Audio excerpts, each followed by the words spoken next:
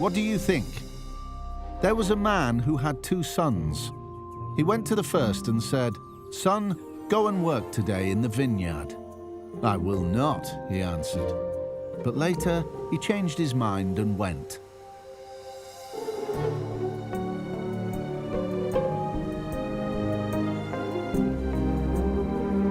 Then the father went to the other son and said the same thing. He answered, "I will, sir," but he did not go. Which of the 2 did what his father wanted? "The first," they answered.